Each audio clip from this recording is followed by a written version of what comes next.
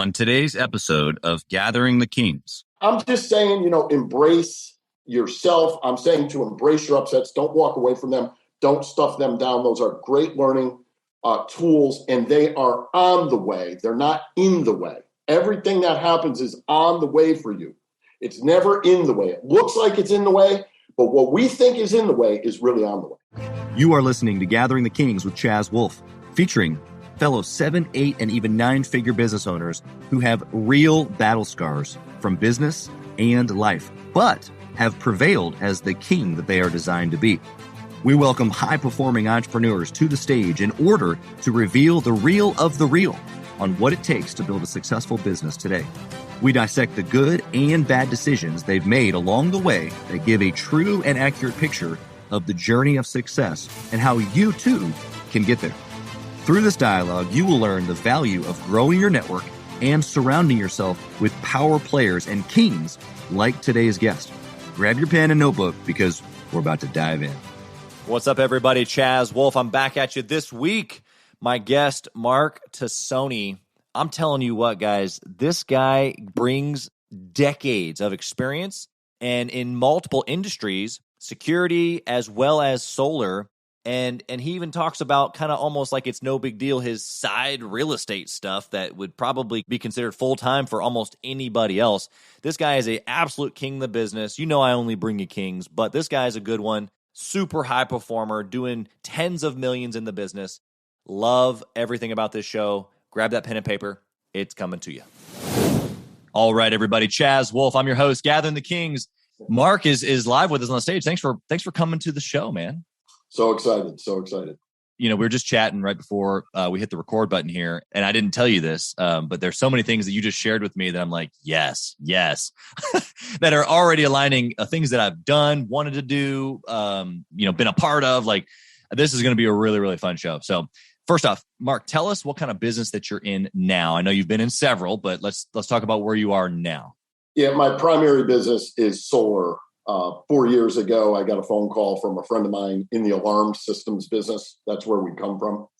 And we were looking to get out of it because of the financial models had shifted, and we were looking to do something different. He called me up. He said, I got a young guy in St. Pete, Florida, who started a solar company, and he wants to scale it. And so would you be open to a conversation? I said, yes. He had 5 employees doing $800,000 a year in sales. We had a conversation, and he's a really, really sharp guy. Today, he's my partner. He's only 33 years old, but super, super sharp. And we've been able to take the company from there to about 175 employees and doing over 50 million a year in sales. And our big accomplishment last year was hitting the Inc. 5000 at number 14 for 2021. So we were pretty psyched about that. Yeah, and, amazing. Continue to grow it and scale it. Well, congratulations on that. That's a big deal. And I'm sure that the listener just perked up. I always like to give that moment in the beginning of the show just to establish your authority, because obviously as an 8-figure business owner, but more than that, you've come from multiple other businesses. And then I know that you've got what you call a side hustle of real estate, but it's no side hustle to be compared. So I'm sure we'll get into all of that. But at this stage in the game, in essence, you kind of picked up the project, not because you had to, but because you wanted to. That's what it sounded like. That was your decision. And even from our conversation off air, it was, you wanted to press into something that was life-giving, and that's kind of how you're designed. But at this stage, why do you keep pushing? Is it just because you're designed that way, or is it because you just want $50 million, or what is it? That's such a great question. There is something inside of me. And I presume, our values come from our voids. And so as a kid, some of those voids were money and not being able to have the things I wanted. So there's this insatiable drive. I presume I'll always be in business in some way, shape, or form. And there's just this drive. What I've noticed about myself is, regardless of how much money I earn or generate, I'm not really a big spender. My wife is. She's buying my kids Gucci shoes and stuff. But and we live in a beautiful home. But I'm just a really, really simple guy. Money makes you more who you are. I really believe that. Yeah. And for me, I'm just a simple guy at my core, but I keep going. It's like, I come from like sort of immigrant Italian roots. Sure. And so that work ethic got instilled when I was really young. I started working at, like 12 years old. And I just wanted to like make my parents proud and just like do something legit, Yeah. And then you get doing it. And for me, I just keep going. I just keep buying more real estate, and just like every chance I get, I'm just moving it. So yeah.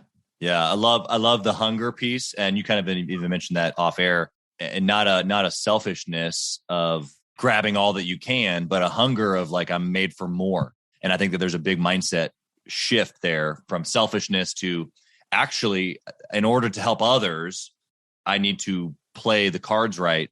And that's what we talk about, being a king in business. And we're just talking about that as well. But you can't help your wife, your kids, your employees, your 175 employees that are now part of the team that weren't part of the team before. They get to be part of it because of the things that you put your neck out on the line for. So that's exciting. Okay. So obviously you've got a journey here of multiple businesses, and you've sold, or you've done exits along the way, or you've gotten out of industries. You've been keeping your real estate along the way. I'm curious. We try to go into like decisions. So the person listening here, 6 figures, trying to get to the 7-figure mark, 9% or less of all businesses do 7 figures. So that's who we're talking to. And along the journey for you, what do you think helped you make good decisions? And then I'm going to ask you for a good decision. So what's your process of making good decisions? Okay. So for starters, the first 5 years of my life business life, sales life, was an insane struggle. It got to the point at right about age 25 that I was contemplating doing something illegal. I come from a place where that would not have been a far stretch. We grew up with a lot of kids who went down the wrong road. And I was actually contemplating that. That's how bad it got. I needed money. I couldn't get money. I wasn't that great at sales naturally. And I had to actually work harder to be good at sales than most people, which in hindsight turned out to be a real gift. But at the end of the day, I was sort of praying quietly in my own way, like literally asking God, send me somebody. I feel like I need somebody to help me. 25 years old, he sends me a mentor in an industry that I absolutely fell in love with, which was the alarm systems business. Yeah. And my life just changed forever. So my decision-making process, even to this day, is I surround myself around very wise counselors, younger and older. My primary business partner is a lot younger than me. He could be my son. And I wanted that. I desired that. I consciously created that because I wanted someone who was more connected online, who thought differently. And so I just surround myself around a lot of wise counselors. I have a business coach who he scaled his company to 200 million with 1,000 employees. Wow. I have real estate people counseling me who know how to do syndicates and this type of thing.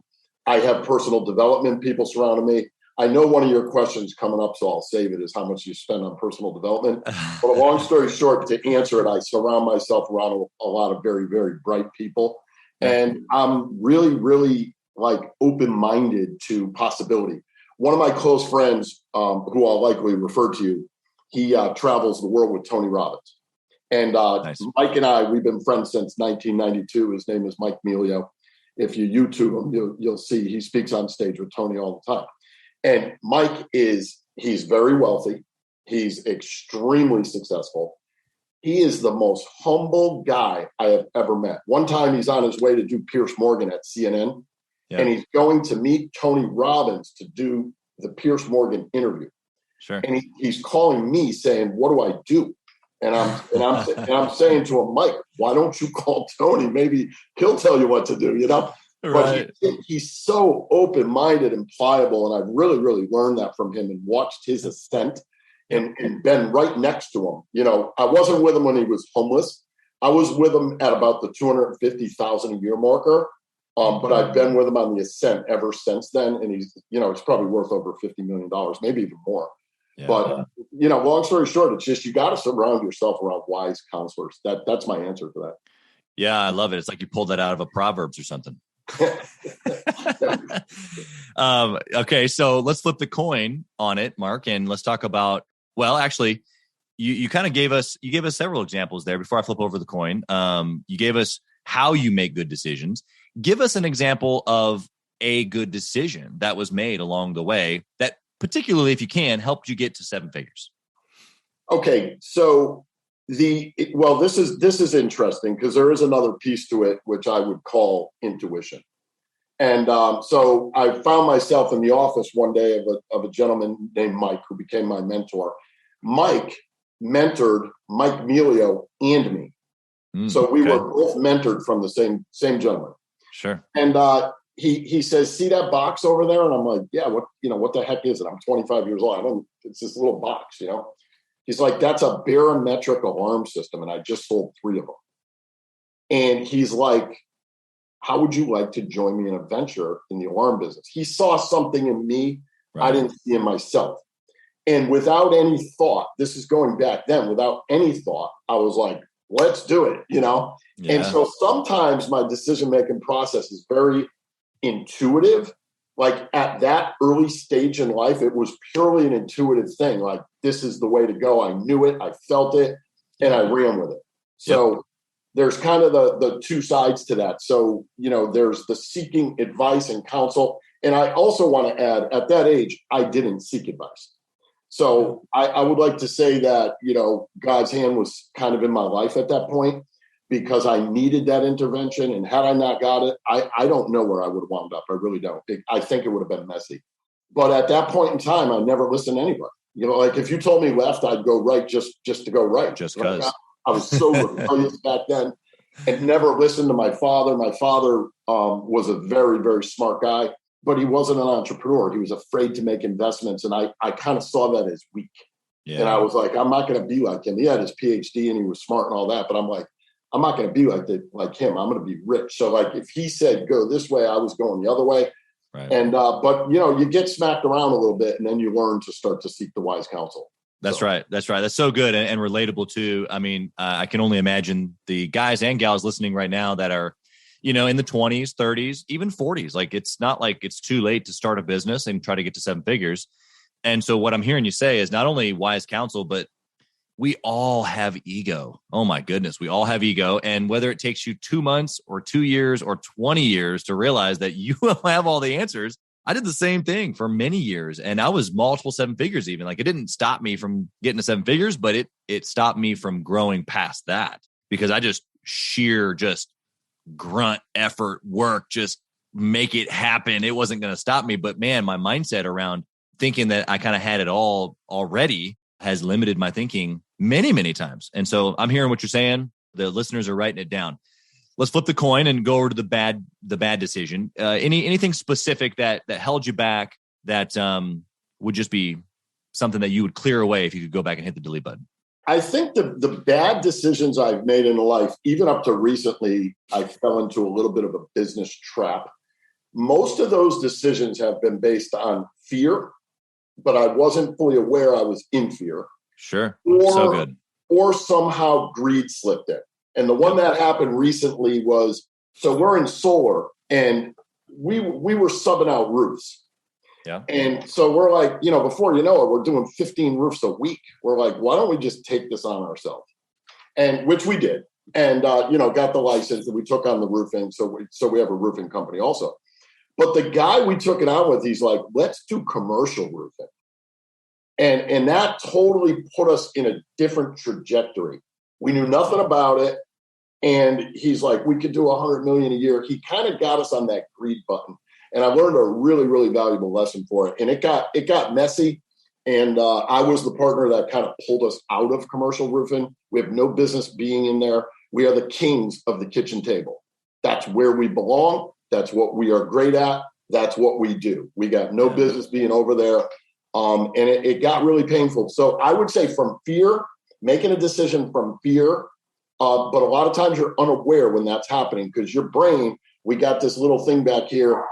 We got a lot of names for it in my camp. We call it the trickster, the mental midget. We call it the drunk monkey. Like we got a lot of names for it, but it's basically the amygdala part of the brain. And when that thing is in fear, it's triggering you. It's triggering you. And if you're lacking money or something, a lot of times you'll make a decision for that. So in my coaching, I teach people to get aligned on 2 things primarily. First and foremost, number 1, are their values. And number 2 is their mission. And if you're more spiritually oriented, you could / the mission to ministry, because it's really the same thing. And so long story short, I help them get aligned with that, because once you're on your values and on your mission, you're not going to go off. Yeah. And so for me, I've literally retooled over the last 6 months. I've retooled my values and my mission again, updated them. Yeah. And I'm just kind of waiting for, the enemy or the tempter or whatever you want to call that to come in and offer me some kind of business deal so I can just walk away from it, To comment about walking away, like that's the best leverage to have in any negotiation, is the ability to walk away. So I loved how you worded basically empowering yourself with the tools to be able to walk away from any maybe negative or greed or bad, wrong decision or temptation, I guess is probably the right word, by arming yourself with the 2 things. You said you got to align yourself with values and then also your mission. And if you know who you are, we can float the word identity in there. I use the word identity in business all the time. And so if you know who you are, and to your point, if you're spiritually focused, if you know whose you are, if you know how you're designed, then that guides how you operate and make decisions. It also determines or helps you determine kind of what it is that you want, which then from that place, you make good decisions. Outside of just like, fumbling around in business like we all do, was there a moment in time for you that was just like, okay, I need my values and my mission? Or was it just kind of like over time you've built this structure? The mission, it was interesting. When I got connected with Mike, my mentor, we built a multi-million-dollar alarm company. We had over 100 employees. I was young. I was probably turning 26. And at the time, this is going back into the early 90s, just like 91, 92. We were doing like $8 million a year in sales, which today sounds like a joke. But back then it was like decent numbers, Yeah. And we were doing 200 accounts a month. So we were bringing on these alarm accounts that paid $25 a month, and on a 5-year contract. So that in itself, over a 3-year period of time, made us multi-millionaires because of the account base, right? Right. So 3 years went forward, and our main distributor, which happened to be AT&T at the time, AT&T was a manufacturer of alarm systems. So we could telemarket back in the day, and we could call up. I'm calling on behalf of AT&T Security. Everybody knew AT&T back then. Yeah. And then we would offer them a little, I'm totally dating myself here. These young guys, they're going to be laughing. But we would offer them an AT&T discount card. Yeah. And we just want to come out and introduce the system to you and show it to you and wait till you see it. You're going to love it. And so we would go through all that and get the appointment. We were just racking appointments up. So we built this big thing. AT&T pulls out. We were not sophisticated. We knew how to sell. We did not know about a business. We knew how to sell our brains up. Telemarket, get in the house, get the deal. That's what we were nothing to do with technology, no actual alarm systems. It was just sell the product. We were just good at that. So AT&T pulls out of it. We lost the name. When we lost the name, we also we tried to recoup our vision, but we lost our vision, ultimately lost the company. And so it was in that time when I lost that company, that valley. Here I am. I'm in the best neighborhood where I'm from, like predominantly Jewish. I got a vowel on the end of my name. The people are coming over asking my ex-wife, like, what does he do for a living? They're curious. She's like, he sells alarms and he's really good at it, Yeah. And but it was in that valley. I was out in front of my house, and in those days, I would always do things to hurt myself.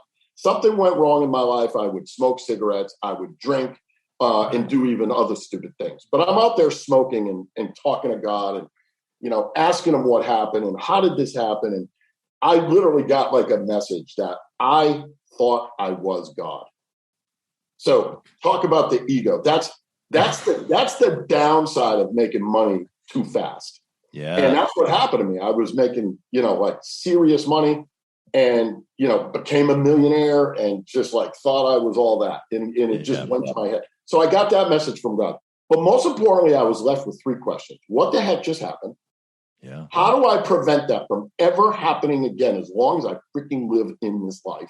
And what do I got to do to get it back and then some? Yeah. And I became obsessed with those 3 questions. To this day, I still live on those 3 questions. And the how to get it back and then some and how to prevent it has just obsessed me with mindset and what I call heart set and spirituality and flow and the brain and wiring. It's totally obsessed me because it was so painful for me to go through that. I'm not a female, so I don't know what it's like to lose a baby. But for the men in here who've built a business and you've lost a business, I think that's about the close. I think men are getting not close like a baby, but that's our experience of losing a baby. That's the closest thing we can come to, which is still like eons away. Eons away. But that was my baby, and I lost it. And it literally took me 20 years to totally like process and realign that situation that happened to me. I remember my mentor saying I was so depressed, and I came from a family of mental illness. So depression and hurting yourself, these were like go-to protocols for me. Right. And I called him up. I can't believe it. We screwed this up, yada, yada, yada. And he goes, this is Mike, the mentor of me and Mike Melio. Right. I still got money in the bank. He's flat broke. And I'm buying real estate. He's totally flat broke. He goes, everybody should fail as bad as we just did. And I was like, so I had like great people always putting things in perspective for me. Yeah. And I've been so blessed to like just have so many great thinkers around me, because I could tell you if I was just left to my own devices and left to that little trickster mechanism in the back of my brain, it just wouldn't have been pretty. Yeah, it's a downward spiral left to most of our own devices. And so I love that perspective of you fail, you fall, and sometimes it hurts really, really bad. And then the response from a good dad or a good mentor or whoever you have speaking into your life. I was using the example of falling, skinning your knee as a kid or whatever, but the response is good.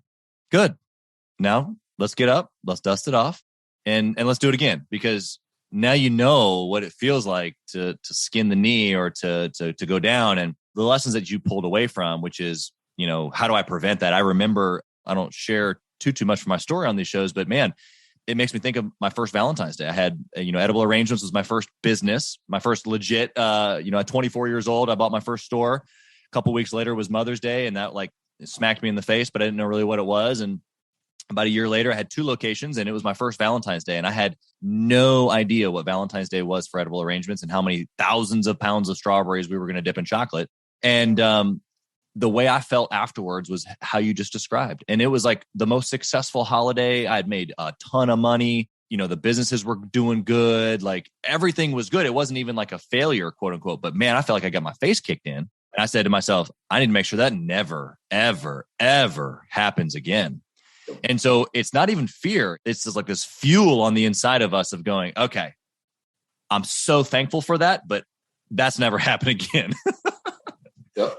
And so tell us, like, from that moment, like what how has that burned you forward with the other endeavors, real estate or now solar? Like, is that just like constantly playing in the back of your mind? It's funny, Mike Melio and I talk about this a lot, and he says that every year I ask him the same question: "What's your secret, Mike? What's your secret?" And he'll tell me fear motivates him. And a lot of people say fear is bad, and I think it serves. And I'm not here to ignore it. I'm here to listen to it. Sure. And it's motivated me. I don't ever want to go back to that place. I don't ever want to have to live through that again. And so I'm going to use every available resource I have, spiritually, coaches, friends, accountants, CFOs. I'm bringing in the whole infantry to help me. Yeah. And so I don't ever have to like live through that experience again. So I think those defining moments in life when you have a good dose of pain, if you're a fighter, and I think that was my saving grace. I came up fighting. I played hockey my whole life. I came from a neighborhood where you had to fight. Yeah. And so when things kicked in, it was like, let's go, let's put them up and do it. So I had that inner fight within me as well to strike back. But it doesn't alleviate the psychological pain we go through. We got to process those moments, those upsets. In my coaching, Chaz, what I do is I essentially teach people the way the brain works is when we have a trauma, and it could be anything. It could be being picked last for basketball in the 3rd grade. It could be liking a girl and she rejected you, or vice versa. It could be anything. We first suppress it. And then later on in life, I coined this term called matrix acuity. And so you look at your matrix, your world. Yeah. And in that case there, in my world, I just lost a business, right? Right. You feed that back because something is coming up in the unconscious to clear. And so I would just recommend to anybody listening to this, don't ignore those moments, because you cannot stuff beach balls under the water and hold them there for very long. Right. And eventually these upsets come up, and they come up to clear. And when you clear them, you reach a new point of what I like to call neutrality. And when you're in neutrality, you're not polarized to one side or the other. I love to point to Jesus on this one. Here's a man on a cross, right? Yeah. He didn't get shot. Like, that would have been easy, right? Right. He's getting nailed to a cross, and he says, "Forgive them, Father, for they know not what they do." So a dying man's words, there's got to be a lot of truth to it. He's neutral.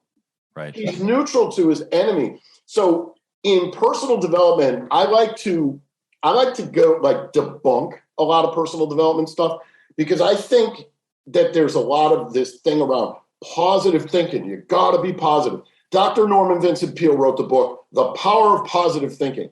They asked his wife, why did he write the book? He's in a seminar one day. They asked him, why'd you write the book? Or right. the wife. The wife says, he's the most negative guy around. And so I share this with you because, to me, I think of myself as an accurate thinker. And I'm an accurate thinker because I think positive and I think negative.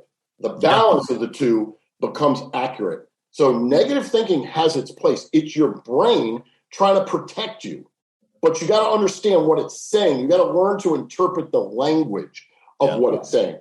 And don't get me wrong, the bulk of if you were to crawl in my head today, you'd really like the conversation. We multiply millions, money comes to me, like everything I touch turns to gold. It's a really nice conversation. If you got me in my 20s, it was like a ping pong game, back and forth, back and forth. Right. I'm just saying, embrace yourself. I'm saying to embrace your upsets. Don't walk away from them. Don't stuff them down. Those are great learning tools, and they are on the way. They're not in the way. Everything that happens is on the way for you. It's never in the way. It looks like it's in the way, but what we think is in the way is really on the way.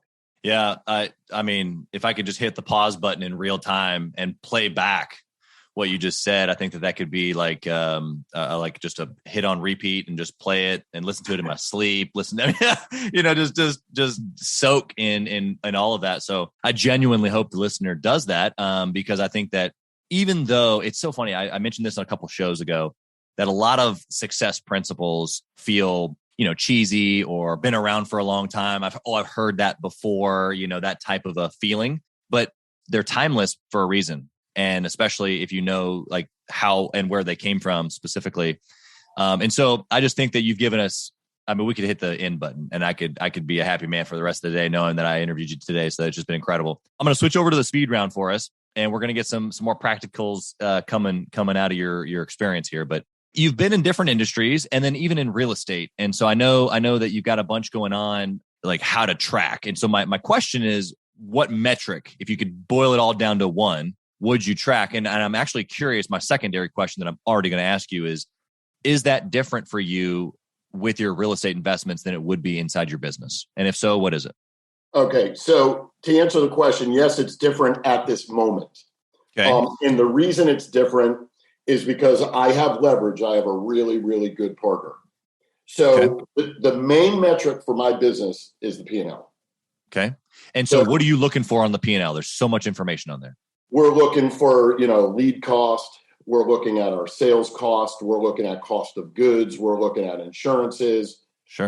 We're looking at, vehicle fleet. We're looking at expenses, really dialing in on every number, because when you're running a business, if you're in sales, your P&L is merely your weekly leads, demos, conversion ratio. How many did you close? Yep. How many actually got installed or delivered or whatever that is for you and were approved and you got paid on? That's your P&L. Yep. Or when you're running a business, that P&L is a bigger thing, but you're still measuring the metrics. So we measure that, and we meet with our CFO like every week. And so we're constantly looking at these things so that you can get sometimes 0.1% improvements, sometimes 0.5%, sometimes 1%, sometimes 3%. So if you get 0.5% in a lot of different areas, you can improve your bottom line profit. So we're always looking at that, tweaking it. So that's my main metric. On the real estate side, I do happen to have an amazing partner, and I do something very different in real estate than most people do. I've been investing in real estate actively for 14 years.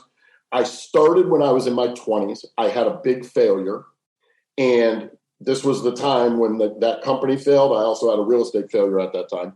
Wow. And I got out of it for 12 years. And that's one of my great regrets, because time is everything when it comes to real estate. But long story short, I don't take profits from my real estate at this point. So our money is going back into the business, and we buy new stuff. That's it. We buy new stuff, we improve, we rehab, we up level rents, and my real estate partner's on board with it. We're both doing the same thing. And I'm not Grant Cardone, but we've got $250,000 a month in rents. So it's pretty good. So that's awesome. I just appreciate your perspective there, especially on the real estate side, because we haven't interviewed a bunch of folks in real estate, but in your position specifically, I just relate so much because that's what I've done. I've got several businesses, but then, the behind the scenes legacy play is just shuffle to the side, buy real estate. And sometimes I've known what I was doing. Sometimes it was a good play. Sometimes it was a bad play, but it was just buy another piece of real estate. Just go and buy. Oh, we got money. Great. Go buy another one. Go buy another. Oh, we've got there's equity in the property. Okay, let's do a cash out refi and go buy another one. Buy. And I think that you're right when you say that time is everything, but I think that you're an amazing example of only 14 years ago. Like it's the coined phrase of like the best time to buy real estate is now. Yep. So it doesn't matter the market. It doesn't matter your age. It doesn't matter the income that you have. Like you just, like if that's a play that you think that you need to play, then you just got to get started. Chaz, one thing I'd like to share with you, I was very fortunate to work with in the alarm business, myself and one of my current partners. We worked with a man in the alarm business. He was worth $400 million. And we learned a lot from him painfully. He was a very tough guy, really difficult teacher. And he was our money guy. So we dealt with him every single day for years. Yeah. But I watched what he did in that alarm business. When we were young, we were all making money, 500,000, 700,000, million. We were killing it. Just young kids making tons of money. Porsche, Jaguars, Mercedes, like all that stuff. This guy's driving around in an Acura freaking Legend. If you guys remember that car. Oh, I remember that car. And then he went from that to like a Chevy pickup truck. And we're like, what is he doing? Delayed gratification. So and this is the hardest lesson. And I want to just tune into this for a moment because it's so important. Your amygdala part of your brain will never, ever go long-term delayed gratification. Your prefrontal cortex will go delayed gratification. This prefrontal cortex has your best, highest version of you in mind. This amygdala part of your brain has the same old, simple, get by version of you in mind. Whisper. Yeah, if you're being dictated by this, which I was for years, I didn't know how to do the delayed gratification thing. My kids, I have a 12-year-old, 9-year-old boy. I also have older girls. But the boys who are coming up right now, like I'm teaching them these things every single day. Yeah. Delayed gratification is the key because what I've been able to do in real estate is just multiply this portfolio. So when the day comes, which is coming soon, where I just say, okay, cash flow time, it's big money, but it's all been because we've been putting it back in. And a lot of people don't teach us that. And I'm so grateful that I got to learn that from a really, really tough teacher, just observing him and watching how he created his wealth. Yeah. And so I modeled that. So I made my money in business, dump it in real estate. Don't even think about money. Just think about adding value. Just create value in real estate. Value, make my money, live off my money. The extra goes into real estate. Simple 1-2 formula. And it works. It does. It works. It for sure does. I can attest to that. Okay. What book would you recommend that a 6-figure earner or a business owner read to try to get to that 7-figure mark? Yeah. So I was thinking about this. If it were a business person, E-Myth. If it's somebody, who's in business, if it's got to do with sales, there's so many books out there, on the sales side. But I think if you're climbing, I would be looking at 2 things on the sales side. I'd be looking at the mindset of sales And I have a myriad of people I work with. I would actually read my book coming out with Ben Gay, Master the Closer's Mindset. Like, I've been in this mindset game for a long time. But on the sales side, for me, there were a couple books that were very, very impactful. So I'm really into ninja style selling, but it's got to be done with, integrity and authenticity. And so the main book I read that got me on a real track back in the day was called Unlimited Selling Power. And much of it is very relevant today. It's by a guy named Dr. Donald Moyne. And he was the first person to sort of move NLP into the sales space back in the 80s. That book was really, really profound for me. I have another book coming out, and I'm partial to my own stuff because I'm a good study. And it's called the No Close Close. And it's just about done. You can actually view it on the nocloseclose.com, but it's not quite done yet. So, love it. But this book, I teach a dialogue-based process, which I call guard down selling. And in today's environment, the customer is really, really smart. They have access to information. So you got to be operating from pure intent, and your process shouldn't be pitchy, like, shotgunning, boom, boom, boom, or machine gunning. It should be more dialogue, Socratic questions, pulling the questions out. Right. And you're a facilitator, steering people to the conclusion, steering them to understand. I was raised Catholic, so I use the term make the confession. Let them make the confession that they need it. Let them see for themselves where their pain is. Help them see where the pain is, and then help them see where you can solve it. And so the only other sales trainer I would mention today who I feel with respect is the best in the game is Jeremy Miner. And so I'm sure you know who he is. Yeah, of course. To me, he's the best in the game.